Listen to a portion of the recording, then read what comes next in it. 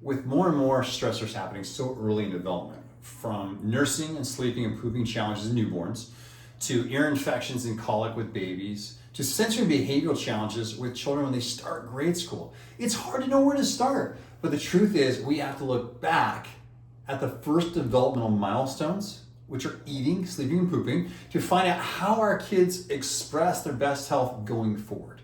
Sadly, most kids today are struggling with not just one component of their health, but multiple. And I know you know this as a parent. The vast majority of kids that we see today are struggling with sleep, digestion, and immune challenges, which are all tied together at the same time, which then wears their body out and leaves them constantly exhausted and often very emotional as well. That's why we start seeing those behavior outbursts. The good thing is doing just one thing, the chiropractic adjustment.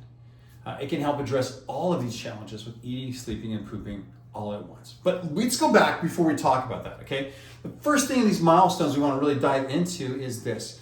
We want to look at that head and neck control support, that rooting reflex that are activating those muscles, both the skeletal muscles, but the smooth muscles as well in the neck that allow the baby to be comfortable positioned to nurse or to take a bottle. So when these aren't working, then we start seeing the mouth, the lips, and the tongue, then they all work together to get those bellies full. Because we know if our baby's not eating, then they're not sleeping, right? And if they're not sleeping, they're not recovering. So a calm, relaxed baby is something that gives you a calm, relaxed mom. And that tone in the body supports the baby's ability to easily calm down and sleep. So if a newborn is stiff or arching or feels tight, this can be a sign that they are skipping one of those foundational milestones or foundational steps. Most commonly due to a stressful delivery is what we see. But let's look even further. Then if they're not eating, they're not sleeping, they're definitely not digesting, they're not pooping, and they're not doing it with ease. And this is one of the things that is just a sign of the baby being relaxed and that autonomic nervous system is working together. It's on autopilot. It should eat, sleep, poop, repeat. That's what's going on. So if our kiddo is struggling with these milestones, then it's going to give us the confidence to know that the body has a little bit more to give.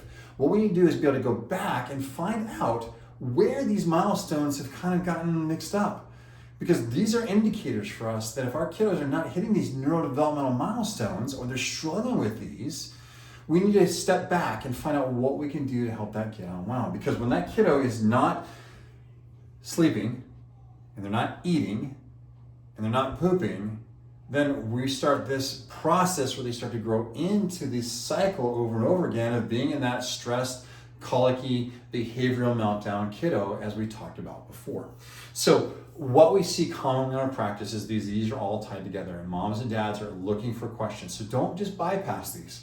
Don't just try and put a patch on top. Let's get to the root cause of what's going on. So once again, we love this. Please ask questions. DM us, reach out to us, send us a text, call our office, 972-810-3930. Share this with the families and Facebook groups who need to know that these milestones are so important. As a pediatric and family chiropractor, this is what we work on. This is what we're looking at.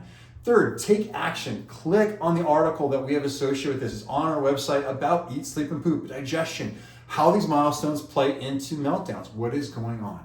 And later on this month, we're going to have a great workshop called Behind the Scenes of ADHD, the Perfect Storm. And we're going to be looking at how these milestones play into all of that. So we hope you can join us. I hope you're getting some questions answered. Please share this and let others know that these milestones matter and that when we get that eat, sleep, and poop on repeat, our kids are thriving.